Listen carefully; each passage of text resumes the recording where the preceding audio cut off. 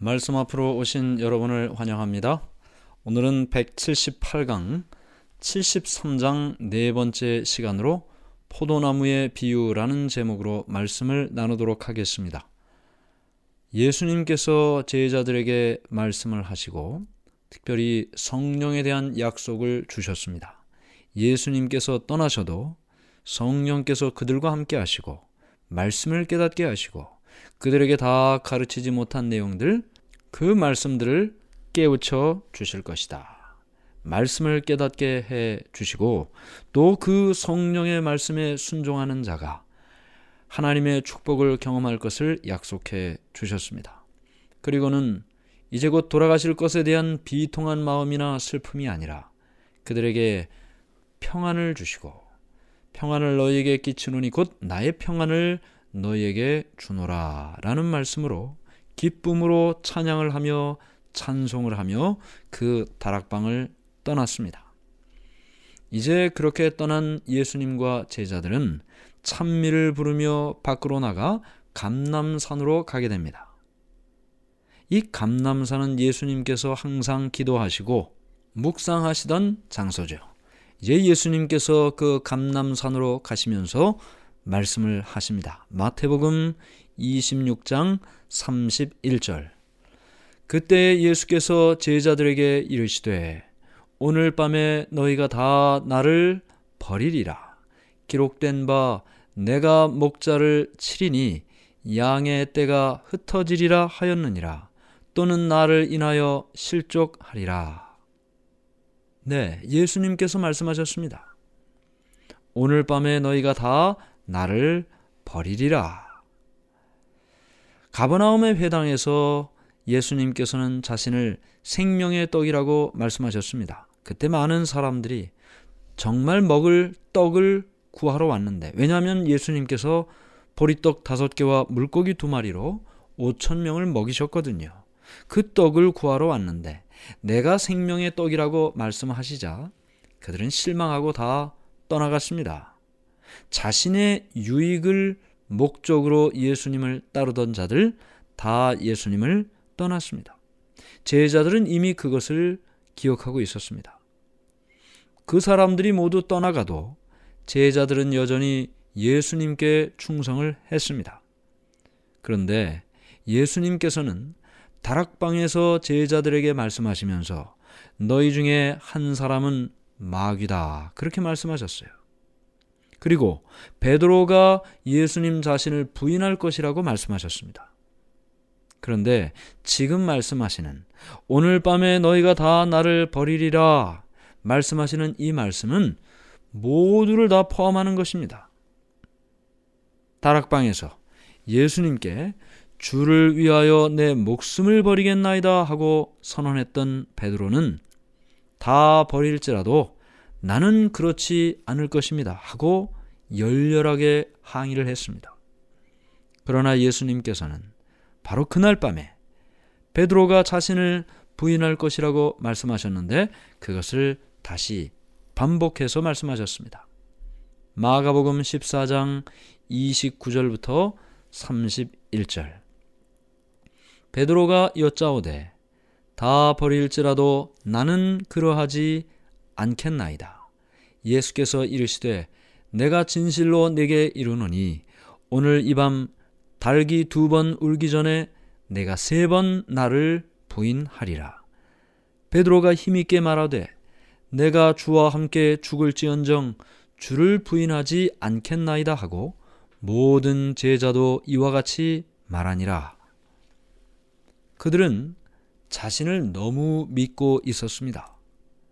그래서 예수님이 너희들이 나를 오늘 밤 부인할 것이다 말씀하셨을 때 주시는 말씀을 부인했습니다.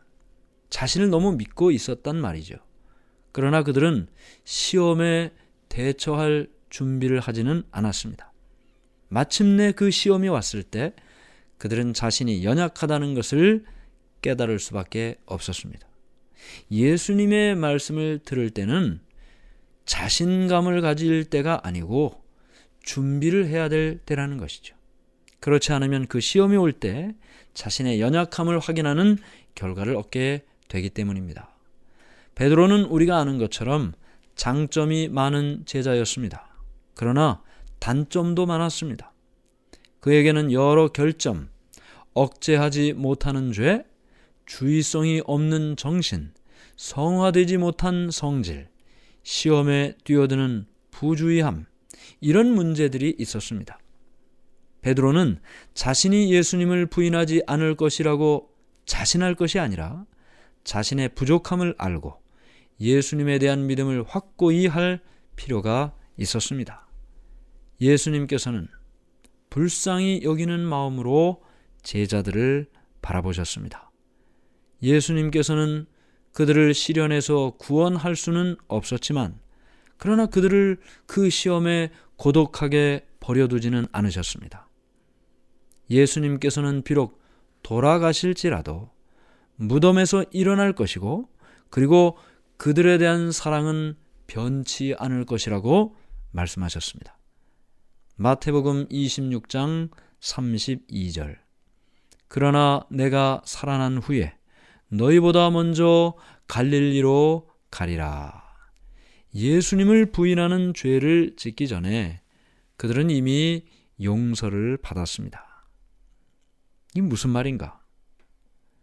예수님이 부활하시고 승천하신 후에야 그들은 용서받았다는 사실을 깨달았습니다.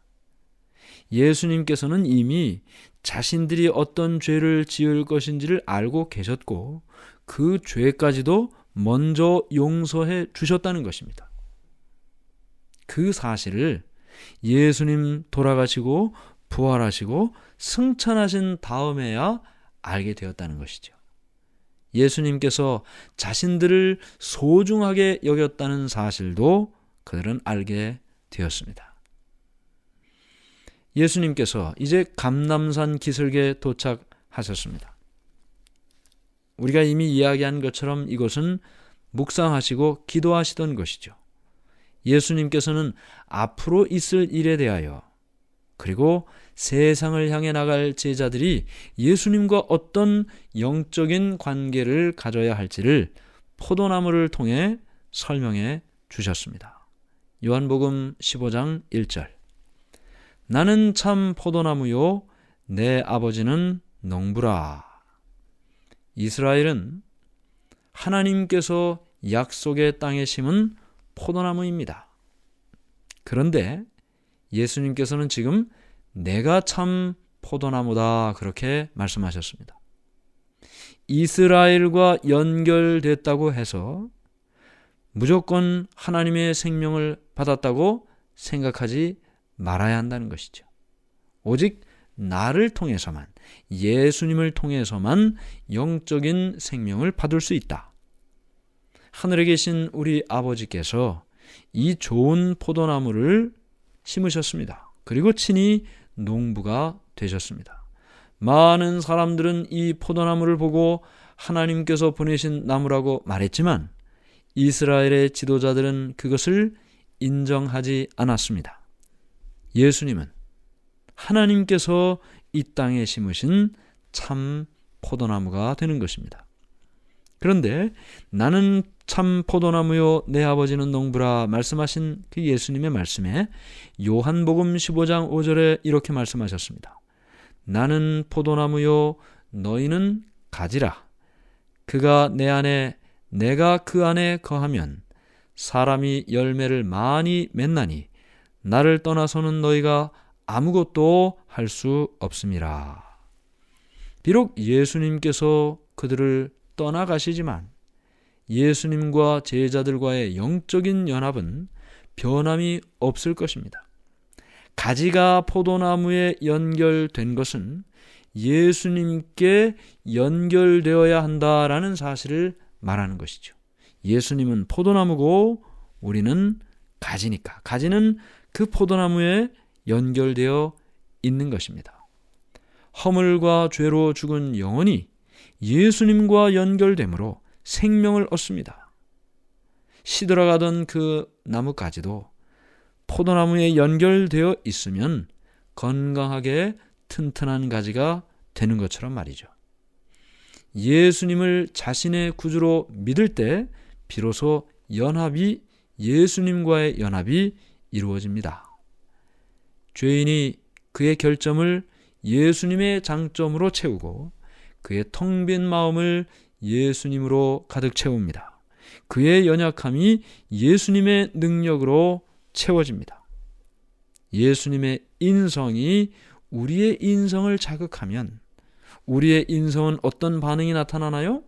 다시 예수님의 신성에 더 가까이 나가고 그 예수님의 신성을 만지고자 하는 동기가 생깁니다. 그래서 마침내 성령의 능력을 통해서 모든 사람은 신성한 본성, 예수님께서 소유하신 그 신성한 본성에 참여하게 되는 것입니다. 이렇게 예수님과 연결되고 연합을 경험한 사람이 어떻게 그 연합을 유지할 수 있을까요? 요한복음 15장 4절의 말씀입니다. 내 안에 거하라. 나도 너희 안에 거하리라. 가지가 포도나무에 붙어 있지 아니하면 스스로 열매를 맺을 수 없음 같이 너희도 내 안에 있지 아니하면 그러하리라. 예수님 안에 거한다는 말이 무슨 뜻일까요? 내 안에 거하라 하셨는데 예수님 안에 거한다는 말이 무슨 뜻일까요? 예수님 안에 거한다는 것은 성령을 계속적으로 받아들여서 하나님의 말씀에 전적으로 순종하는 생애를 산다는 것입니다. 성령께서 우리의 마음에 음성을 주시면 그 음성을 어떻게 해요?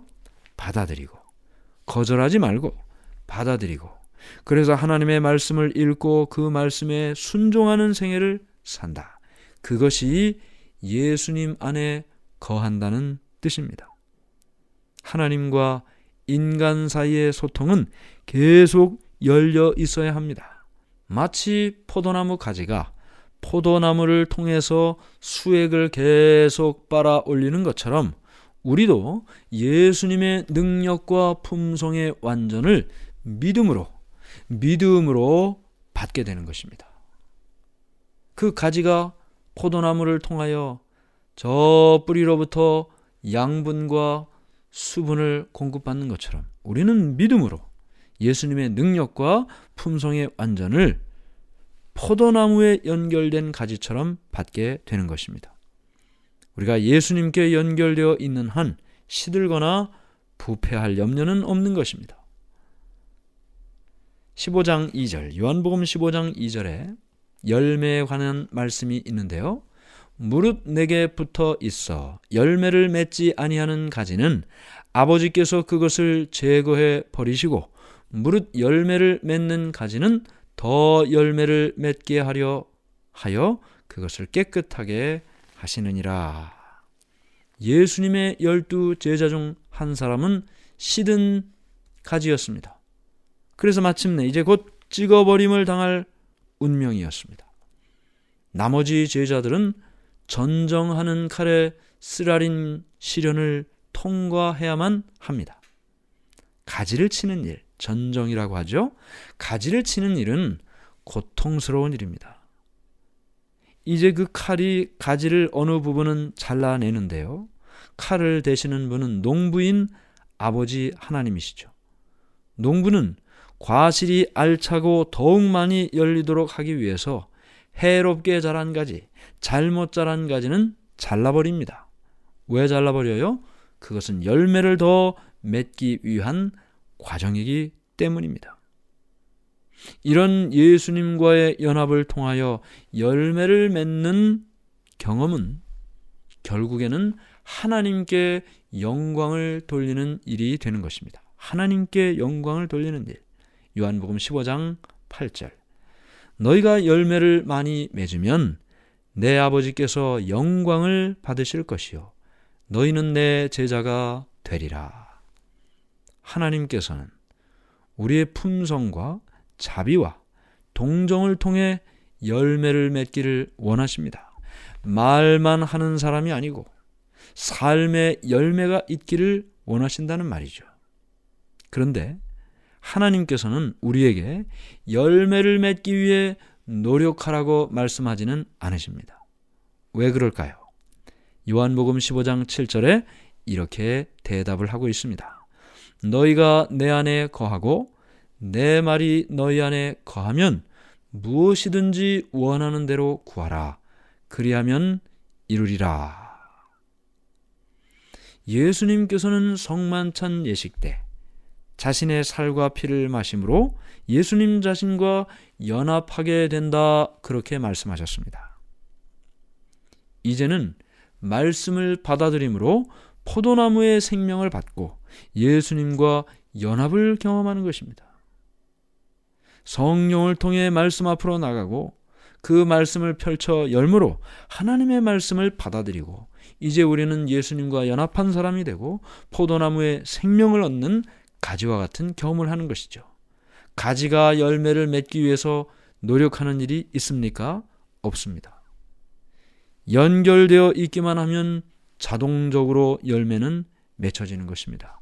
열매를 맺기 위한 노력을 하는 것이 아니고 예수님과 연결되기 위하여 우리가 성령의 음성을 받아들이고 그리고 말씀을 펴 그 말씀으로 살아갈 때 비로소 우리는 내 안에 거하면 라고 말씀하시는 예수님 안에 거하는 경험, 예수님과 연합하는 경험, 그래서 열매를 맺는 경험, 그로 말미암아 하나님께 영광 돌리는 경험을 하게 되는 것입니다.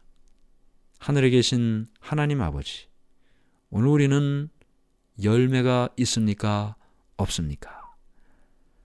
가지가 그 나무에 붙어 있으면 틀림없이 열매를 맺는 것처럼 우리 모두가 포도나무의 가지가 되어 포도나무이신 예수님께 연결되게 하시고 우리의 삶의 끝에 아름다운 결실 열매가 있게 해 주시옵소서.